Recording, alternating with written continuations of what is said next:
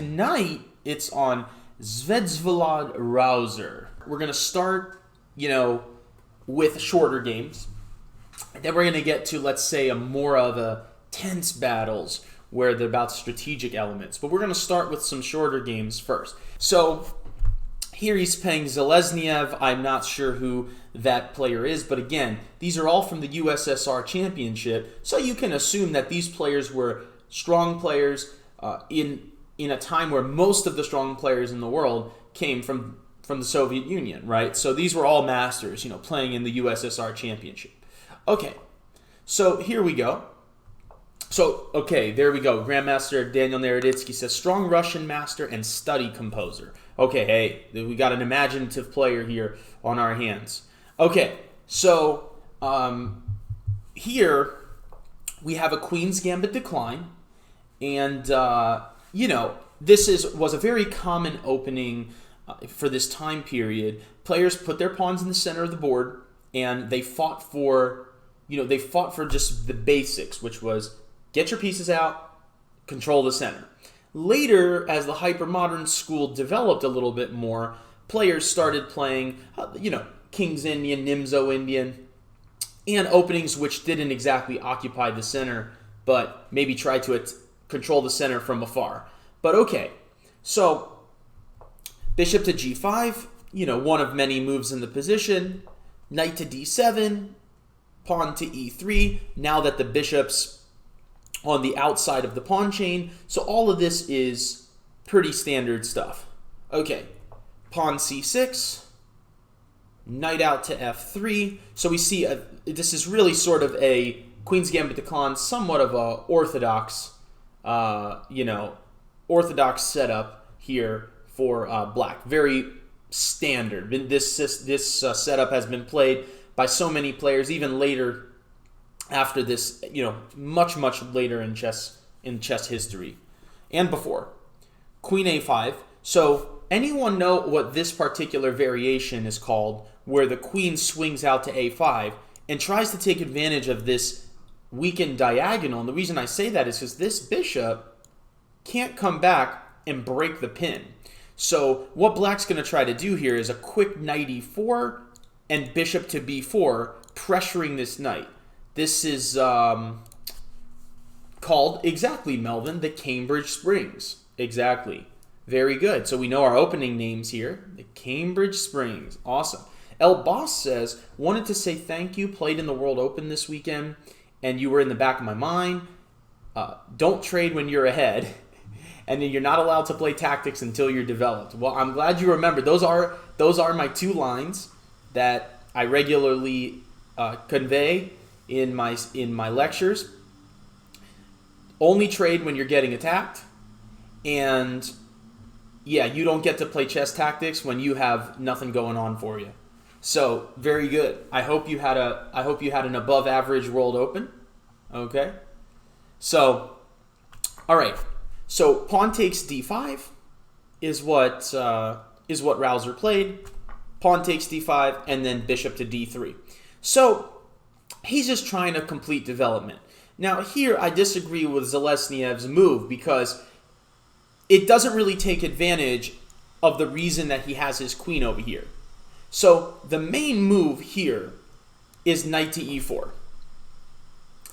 And the reason why that's a good move is because before white can castle, black is trying to hit this pin. Sorry guys. Losing control here. So after knight e4, black is trying to hit this pin before white can get castled. As a consequence, the bishop is also under attack over here on g5.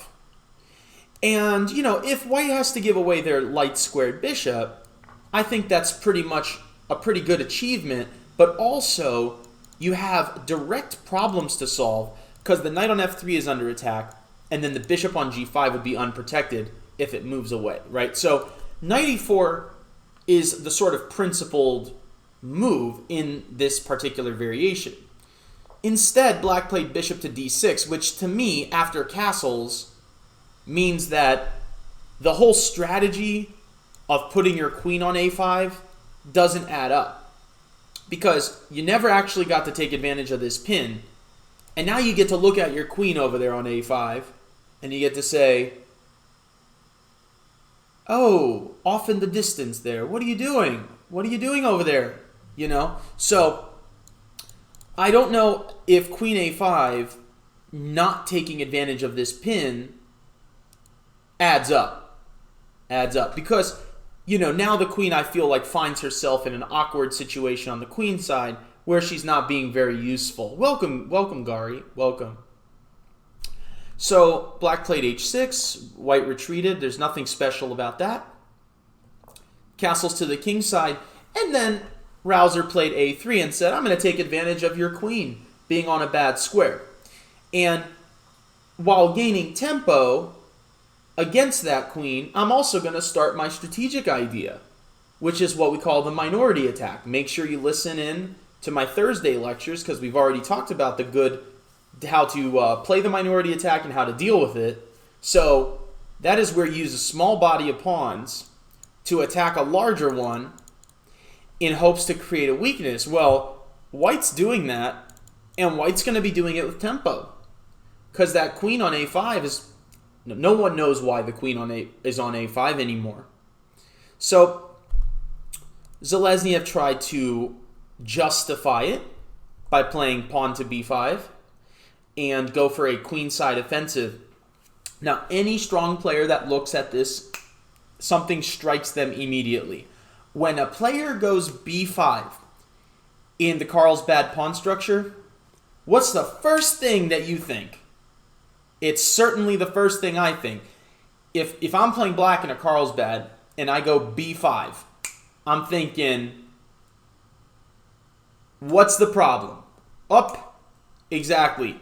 c6 becomes weak. That's the first thing I'm thinking. I'm going, whoa. Everyone, blow the whistle. What about this? You have eliminated the base of your pawn chain by advancing it forward to b5. And as a consequence, the c-pawn is now backward and weak, right? And it lies on an open file, on a half-open file. So the first thing I notice is, whoa, I've weakened that c-pawn. Again, you know, this was a very risky strategic decision by Selezniev. So b5, and there's an old saying in chess that goes, never trade when you're... Oh, wait a minute. There's an old saying in chess that goes, a flank attack is best met by one where? Where? Flank meaning the side. So an attack on the side is best met by one where?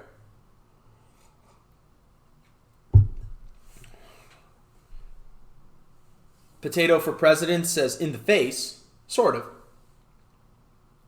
Somewhere that's not the flank. In the center, right. So, action on the flanks can often be met by an attack in the center. On top of that, black suffers from lack of coordination. Black's got the weak pawn now, weak pawn structure, and black isn't yet developed on the back rank. So white says, boom, e5. Or sorry, e4, threatening e5. It says, oh, I see you coming over here, but I'm going to hit you in the middle, and again, I'm blasting open the center of the board, and your queen is over here on the queen side, not participating right now. So, boom, e4, cracking at the center. Principled move by Rauzer. Pawn takes. Knight takes, and we have a lot of trades here. Now, in a way, by advancing that pawn to e4, white has also weakened the pawn structure. It's just their pawn is less exposed than black's weak pawn. So let me explain. This pawn here on d4 is an isolated pawn. No one will debate that. It is. It's an isolated pawn, isolated queen pawn. However, the pawn on c6 is backward and weak, and if we're judging whether that pawn is more exposed than this one, we just look at how many times we can pile up on that pawn. So it's already being attacked once. The rook can come over, attack it again. The queen can come over and attack it again. And in the future, even the knight could come over and attack that pawn on c6. So the difference in weaknesses is that one can be targeted a lot easier than the other. So this pawn, which is already being targeted, can be attacked in so many different ways, while this pawn on d4 is secure, and it takes a while for black to arrange an attack on that d-pawn, right? And another thing is, if white wanted to get rid of it, he could push it. But again, I would be a little reluctant to do that, since this weakness on c6 is easier to get to than the weakness on d4. All right? So queen c7 was played, and I have a rule in chess. Never put queens on c7 and never put queens on c2, even if you're playing this Taimanov Sicilian. Okay? Okay, maybe that's going too far. Maybe. But in general, I don't think queens belong on c-file. Ever. Okay? Particularly in the queen's pawn games. And part of the reason why I'm against putting the queens on the c-file in the queen's pawn games is because if the file opens, and it often does when you've advanced your pawn up to c4, like in this case, then your queen is very exposed on that open line.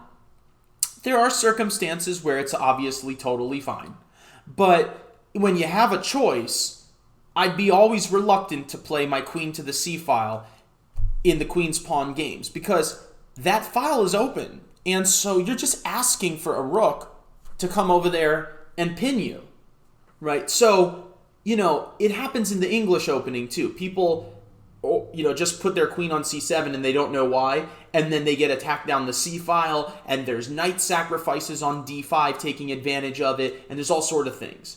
So the queen can be very vulnerable there, and here it's proving to be that way. So rook c1 is not only a logical move, simply targeting this pawn, but once again, we have some pin action against the queen. Bishop to b7, and now Rauzer played a tactical move which stirs up necessary trouble. What do you think Rauzer played here? And it has everything to do with the pin down the c-file. Just saying. That'll show you.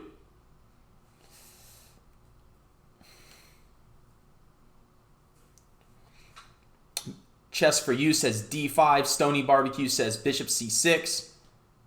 Melvin says bishop takes c6. Yep, I love it. Bishop takes c6.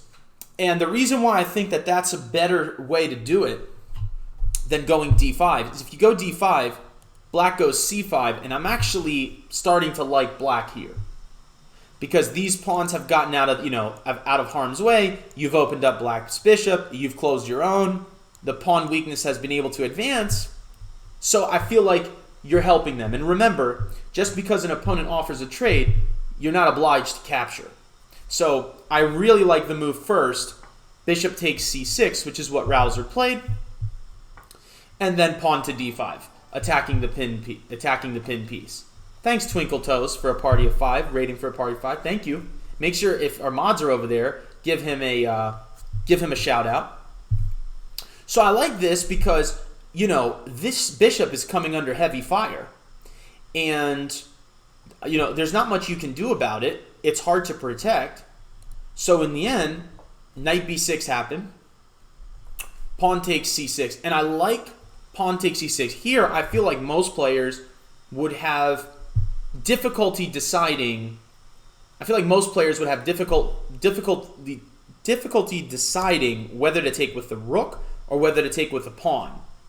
But so the rook, for example, gains a tempo, but it doesn't increase the value of this pawn on d5.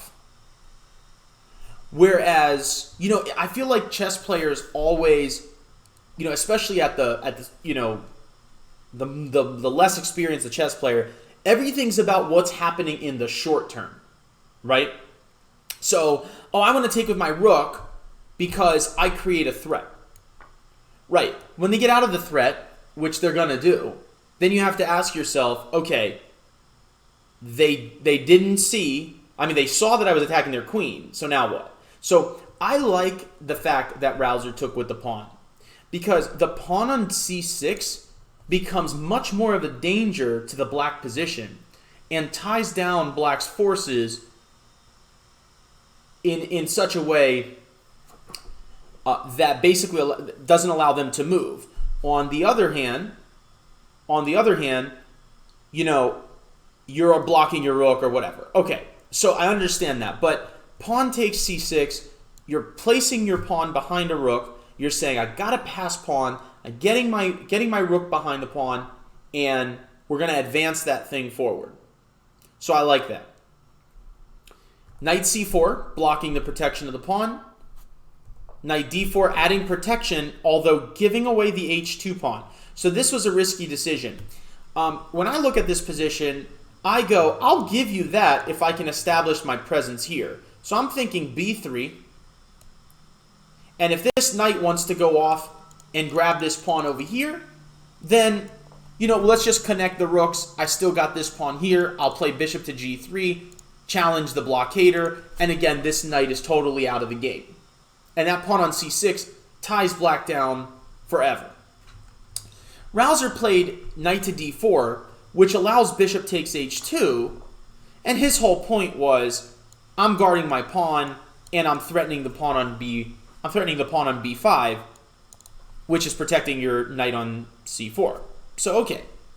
Selezniev played bishop to f4, attacking the rook.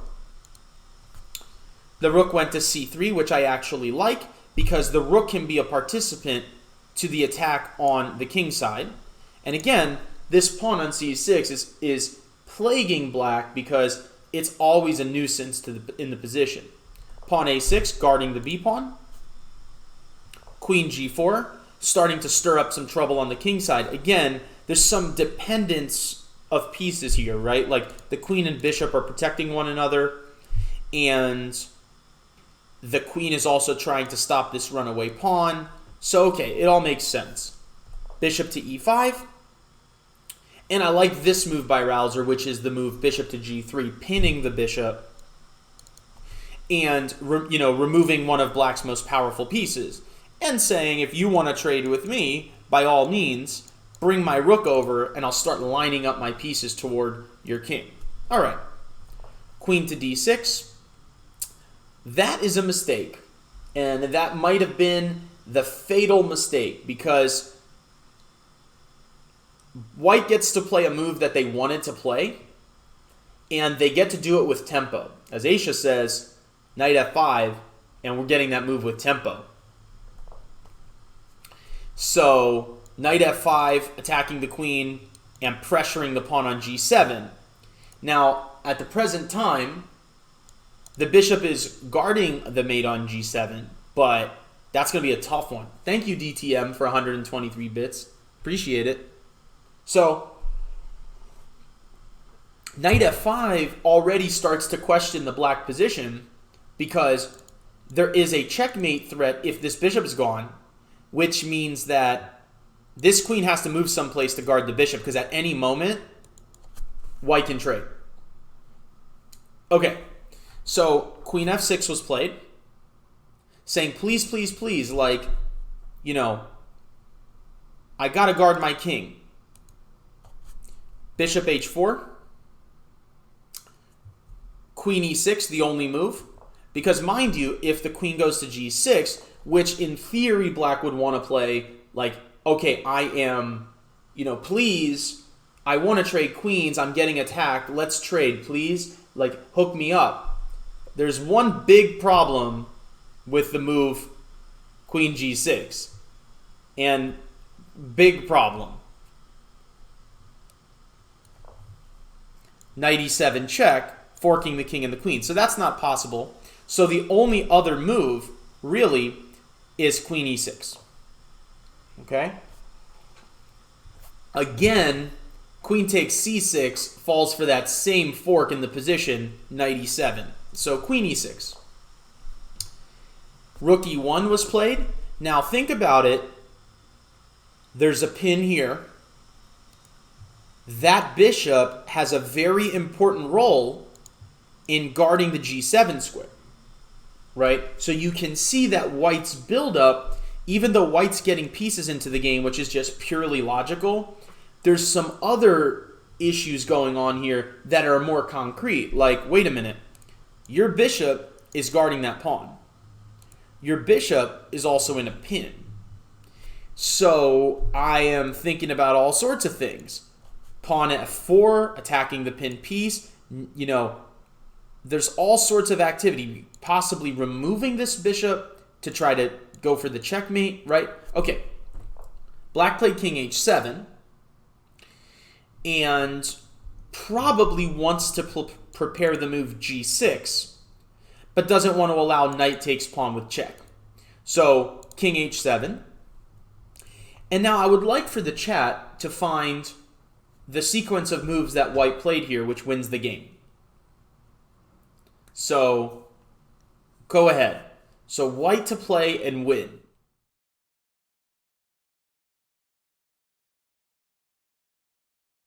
So it's white to play. The Achilles heel in black's position is certainly the g7 square. It's always been the g7 square, actually. But you have to try to find a way to shoo the defense away from that square. Bishop g3 is logical, but not forcing enough. Pawn f4 is strong, but Rauzer played an even stronger move, which is rook takes bishop, which is why you're always looking for your forcing moves first, your checks and your captures, because it's just crunch. Now, it doesn't end here. The variation doesn't end here because the queen can capture, keeping guard the g7 pawn, but the whole point of this mini combination is the move pawn to f4, and you'll notice that the queen can no longer guard the g7 pawn. So pawn f4, and what's miraculous about this move is that after playing pawn f4, the bishop covers the back rank as well. The bishop covers the back rank by discovery. And after this move, pawn f4, there's no way for the queen to stay in tango with the pawn on g7. There's just no way. Like, I can't play queen f6 because the bishop. I can't play queen to d4 because of the knight. So, you know, where do I go? My queen is in danger. So Selezniev tried to play on a little bit, but didn't avail really. Queen takes rook, pawn takes, pawn g6, but okay, like after the move bishop f6, which I think is really a smack in the face type of move, the game is completely over. Completely over. So, like, you can't take my knight because there's mate, but I'm also threatening things like queen h4, which are designed to get at your queen h3, which lead to checkmate anyway. So, plus, you have to reckon with this pawn on c6, right? So, you know, this is just not. So, I would say that, and you guys know my philosophy on showing chess games, is it's a little bit, you know, this is, the Tuesday lecture, I would say, is more for entertainment value than overly instructive value, whereas the Thursday lectures sort of have like a distinct topic in mind. But, you know, if we're going to take away something from this game, I would say that the things that stick out to me are this move b5, weakening the central pawn structure, right? And then weakening this pawn on c6. I think another thing that sticks out that you should embed in your sort of arsenal of chess weaponry is the move e4, following the principle an attack on the flank is met by one in the center, and I like this attack in the center. And then finally, in this position, when we compare the two weaknesses that have been created, the isolated pawn on d4, the backwards and weak pawn on c6, when you're comparing weaknesses, the one way you can compare them is ease of attack. You cannot judge the d pawn and the c pawn evenly as weaknesses. You can't look at it and go, we each have one weakness, equal game. Because that's not proper evaluation. So this pawn weakness on c6 is easier for white to get to than the pawn weakness on d4.